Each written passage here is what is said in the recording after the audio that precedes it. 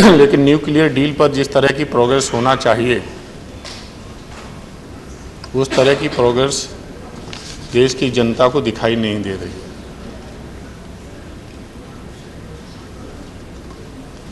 Nuclear power के अलावा भी हमारे दो साथी ने और भी विकल्प रखे हैं। उन विकल्पों पर भी गंभीरता से विचार होना चाहिए। आज पूरे देश में और राज्यों में हाहाकार मचा हुआ है। देश की राजधानी दिल्ली में भी हाहाकार मचा हुआ है बिजली का। वीआईपी इलाके में भी बिजली की कटौती है। बिजली के वजह से पानी में के लिए हाहाकार मचा हुआ है और इसको सरकार को एक चुनौती के रूप में लेना चाहिए।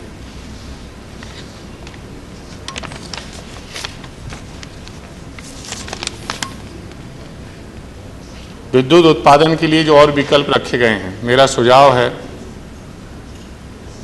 कि हर डिस्ट्रिक्ट को कितनी बिजली की आवश्यकता है और उससे कम 50% बिजली का उत्पादन उसी ज़िले में होना चाहिए जो अन्य विकल्प दिए गए हैं, चाहे वो सौर ऊर्जा से उत्पादन हो या आजकल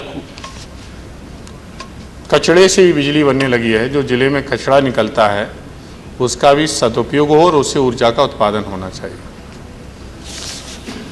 कचड़े से पैदा होने वाली बिजली का जो टेक्नोलॉजी है उस टेक्नोलॉजी को सरकार को अपनी देशी टेक्नोलॉजी हो या विदेशी हो उसको अडॉप्ट करके हर ज़िले में कचड़े से विद्युत का उत्पादन सुनिश्चित करना चाहिए। दूसरा, जो पन बिजली है, पानी से विद्युत का उत्पादन। बरसात के समय हम पानी से भी बड़ी मात्रा में बिजली का उत्पादन कर सकते हैं। सौर ऊर्जा के द्वारा भी बिजली का उत्पादन कर सकते हैं। हवा के द्वारा भी बिजली का उत्पादन कर सकते हैं। लेकिन इन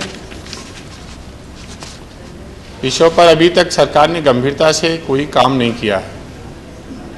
सौर ऊर्जा प्रोजेक्ट पर एक समय सरकार ने बहुत 50%, कहीं 70% अनुदान दिया। खासतौर से ग्रामीण अंचलों में, ग्राम सभाओं में।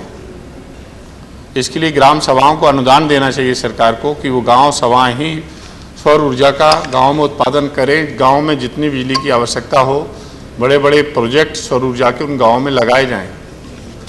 क्योंकि हम जब शहरों को ही और इंडस्ट्री को ही बिजली नहीं दे पा रहे हैं, तो मैं ग्रामीण पृष्ठभूमि से जुड़ा हूँ, गांव का रहने वाला हूँ। मुझे पता है कि गांव में हफ्तों बिजली नहीं आती और अभी आने की कोई उम्मीद भी नहीं है। इसलिए गांव को सौर ऊर्जा से बिजली की आपूर्ति की व्यवस्था हो, ऐसा सरकार को प्रबंध करना चाहिए। इसी तरह हवा से बिजली का उत्पादन वो भी गांव में किया जा सकता है। जल विद्युत का भी गांव में उत्पादन किया जा सकता है। और जो गांव का भूसा किसान का होता है या कचरा होता है, उससे भी विद्युत का उत्पादन, ये सारे प्रोजेक्ट सरकार को जिला स्तर से लेकर और गांव स्तर तक लगाना चाहिए, जिससे कि बिजली की जो खपत है, जो बिजली की आपूर्ति है, उन छोटे छोटे प्रोजेक्टों के द्वारा पूरी की जा सके। बड़े प्रोजेक्टों के लिए, बड़े शहरों के लिए न्यूक्लियर पावर से या कोयले से जो बिजली का उत्पादन होता है, हम उनसे कर सकते हैं। इस विषय में सरकार को राज्य सरकारों को भी बुलाकर राज्यों के जो ऊर्जा मंत्री हैं उनके साथ बैठकर वार्ता करना चाहिए और किस राज्य को कितनी ज़रूरत है, उस राज्य को आबादी के अनुसार उसको बिजली देना चाहिए। आज विद्युत वितरण का काम भी एनटीपीसी जो करती है उसमें भी पॉलिटिक्स होने लगी है। किस राज्य में कांग्रेस की सरकार है, किस राज्य में यूपीए घटक दल की सरकार है, उसको ज़्यादा बिजली देंगे, जहाँ विरोधियों की सरकार है उसे कम बिजली देंगे। जैसा कि मैं उदाहरण के तौर पर बताना चाहता हूँ, देश का सबसे बड़े आबादी वाला प्रदेश उत्तर प्रदेश है। वहाँ पर चूँकि बीएसपी की सरकार है, इसलिए केंद्र सरकार से एनटीपीसी से उसको बिजली नहीं दी जा रही। हाहाकार मचा हुआ है। एक तरफ आंदोलन चलाती है कांग्रेस पार्टी और दूसरी तरफ बिजली भी नहीं देती है।